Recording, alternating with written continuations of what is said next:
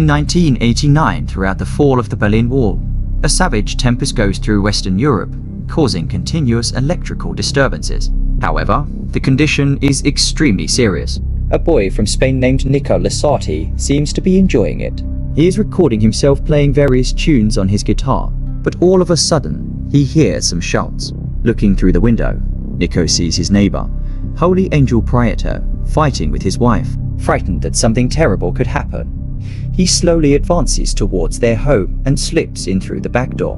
When he reaches the living room, he finds Angel's wife lying dead on the floor. This alarms the young boy, and he starts screaming loudly. Sadly, Angel arrives there with a knife, apparently to kill him. Terrified, Nico runs out of the house, but before he can call for help, a car strikes him. The next day, Angel is arrested by the police on grounds of murder, while Nico is pronounced dead in the hospital. Following this, the film jumps to the year 2014, where a similar tempest is passing through Europe. A couple, Vera Roy and David Ortiz, have just moved into Nico's house after getting it renovated. They have a 2-year-old daughter named Gloria. Vera is a nurse by profession, while David is a banker.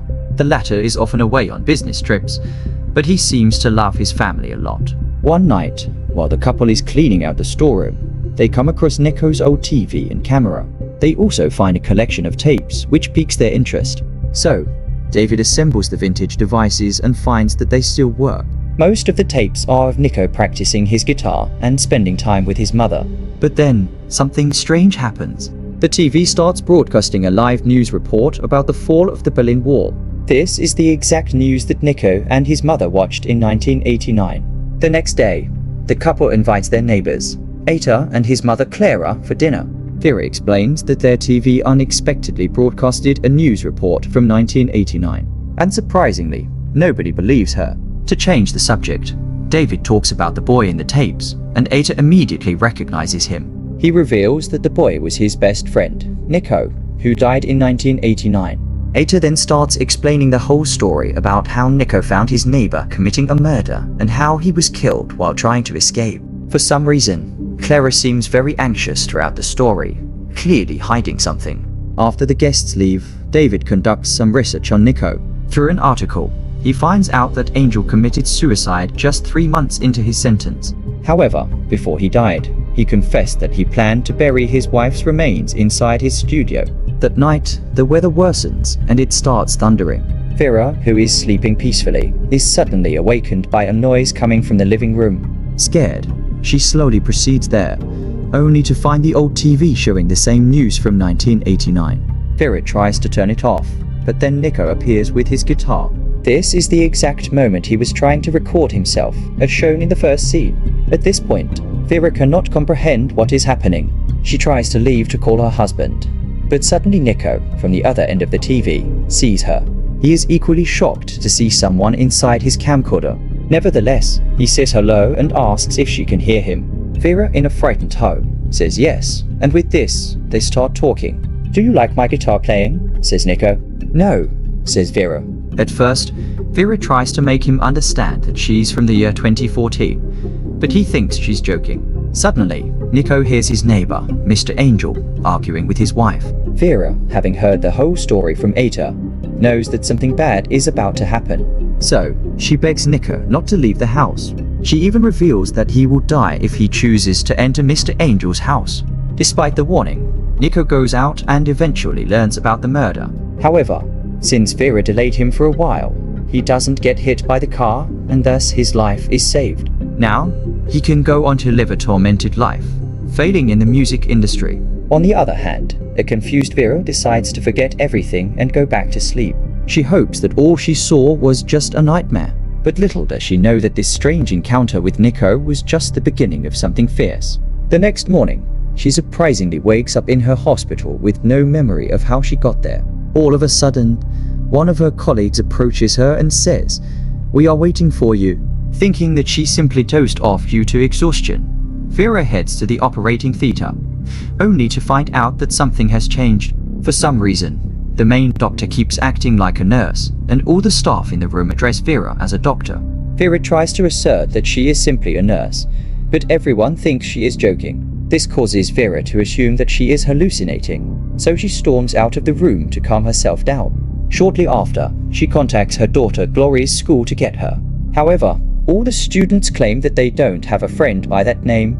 Scared, she rushes to her husband David's office and tries explaining their daughter's disappearance. But shockingly, even he doesn't recognize her. Left with no other options, she heads to the police station and requests help. A young officer takes her case and asks her several questions. Vera explains everything that has led to this day, including the strange TV incident.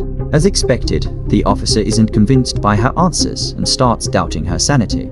He even checks Vera's records and reveals that she isn't married and that she has no daughter. Instead of helping, he refers her to get an immediate medical checkup. Later, Vera heads to the same hospital where she works and takes an MRI scan. Fortunately, the results are normal, which proves that her brain is functioning properly. After the tests, she heads to her office and finds several certificates and awards, all of which have the words Dr. Vera Roy engraved on them.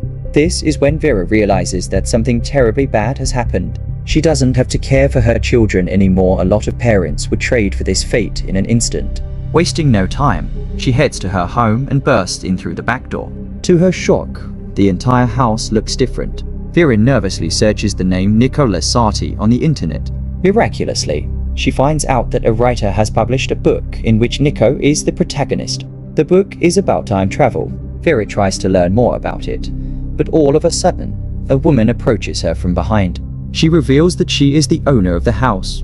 After a while, her husband also shows up, who is none other than David himself. Vera is shocked to find out that her first love is actually married to a different woman. Suddenly, the police arrive outside, so Vera is forced to make a run for it. The commotion also attracts some neighbors, including the murderer from 1989, Angel. He has not been arrested in this timeline, and his new wife is revealed to be Ata's mother, Clara. Meanwhile, back in 1989, Nico is equally confused because he met a woman from the future. Hoping to talk to her again, he sits all day near the video recorder, but nothing happens. Hence, that night, he gets up and slowly proceeds towards Angel's house to check if everything was just a dream. Unfortunately, it isn't, as he finds the woman's dead body inside the bathtub. Inevitably, Nico begins searching for signs inside the house. He ultimately comes across a passport, which has the name of the deceased woman, but the picture of Clara. This finally makes him realize that Angel and Clara are in a relationship, and that she is planning to use his deceased wife's identity to fly to another country. If she succeeds, the murder case will never come to light. However, little Nico doesn't want that to happen. He prepares to leave with the passport, but all of a sudden, Angel appears. Nico quickly hides under the bed, from where he can see the bathtub. Hence, he has to reluctantly watch Angel examine his wife step by step. After some time, the killer gets a call from someone, and using this as an opportunity, Nico escapes the house. Back in the present, Vera meets her neighbor and longtime friend Ata and asks him for help. As expected, he doesn't recognize her, so Vera starts explaining some of his personal details. She also reveals how they met. It was the year 2011, and they ran into each other on a metro. For a long time, they met regularly and became good friends. The friendship soon turned into a relationship, but one day, Ata introduced her to one of his friends, David. Vera was immediately smitten by him, and she knew he was the one. Thus, the two started dating and eventually got married. Hearing this, Ata starts laughing as he still doesn't believe any of it happened. "Oh, so you cut me, did you?" He sarcastically calls her a lunatic before rushing off to work. In the next scene, the officer finds Vera and tries to take her to the hospital, but to no avail. Instead, she wants clues on the location of Nico Lasati. The officer immediately recognizes the name, as he had read the book about him. To learn more, they decide to visit the writer. That very day, the two approach the writer and ask about the book. The woman reveals that she just printed the book, and the entire idea was given by Nico's mother. When asked if she has met the boy himself, the writer says no. Meanwhile, Vera explains that she is the person who travels through time Nico was talking about. They met during the Deadly Tempest when both of their timelines intertwined. However, the writer thinks she's joking and refuses to give any more information. Because of this, Vera begs the officer to retrieve Nico's location from the police database. The latter responds that it is impossible unless she has a strong reason for doing so. Vera thinks for a while and suddenly remembers how Angel was planning to bury his deceased wife inside his studio. She relays the information to the officer, and with this, a search operation is initiated. Surprisingly, her information turns out to be true, and the skeletal remains of someone are recovered from there. This somewhat convinces the officer that Vera is indeed telling the truth. Thus, he gives her a piece of paper with Nico Lessart's address and bids her goodbye. Later, Vera reaches the given location, which turns out to be a hotel. Inside, she doesn't find Nico, but rather runs into David, who is having a romantic time with another woman. David is cheating on his wife from this timeline. Vera is devastated, as this means that David was cheating on her in the real timeline as well. She once found a matchstick on him, which belonged to this hotel. Once a David, always a David. You know what I mean. Despite her emotions, Vera decides to take action. Since David is a banker, he probably has details on many people. Thus, she blackmails him into finding the information. Otherwise, she will expose him to his wife just as he exposed himself to his lover. Reluctantly, David agrees, and he finally finds Nico Lessart. Meanwhile, after the skeletal remains are found, Angel and his new wife Clara are arrested. They are brought to the interrogation room, where the same officer appears to question them. Following this, the film flashes back to the year 1989, on the night when everything unfolded. Angel is seen getting cozy with Clara when his current wife walks in on him. Enraged, she grabs a knife and starts swinging it. She is close to killing Clara, but Angel intervenes. Tragically, the knife accidentally goes through his wife's stomach. She is then thrown down the stairs, effectively taking her life. Back in the present, the officer asks Angel why he killed his ex-wife, but he gets no answer. This is when he reveals something shocking. He explains that after the incident, Nico went to the police station and reported everything.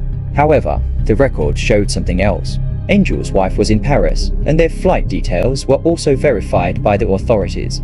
Hence, Nico was declared a maniac, and his mother had to take him away from the city. From that day onwards, the boy spent the rest of his life in confusion, but he knew that after some years, he would eventually meet the woman from the future. So, Nico waited and waited. We are then shown a time lapse of him growing up. 22 years go by, and an adult Nico is finally revealed to be the officer. One day, he finally saw her inside the metro and approached her. Meanwhile, Vera goes to Nico's address and finally finds him. She is shocked to discover that he is the same officer she has been in touch with. By now, the Tempest has re-emerged. Nico reveals that he wanted to tell her everything but couldn't, as her mind was already confused and delicate. So, step by step, he gave her clues, which finally led her to him. Nico then explains that after he approached her at the metro station, they became good friends. Then, they got close to each other and eventually started dating. Finally, they also got married and started living a happy life. I guess she liked his guitar playing after all. Nico always wanted to ask her about that turbulent night when they met, but he didn't want to risk their relationship. So, he kept the truth to himself. Hearing this, Vera is brought to tears, but she still doesn't want to live in this timeline. She is ready to do anything to meet her daughter. Following this, we finally get to know how the timelines were changed.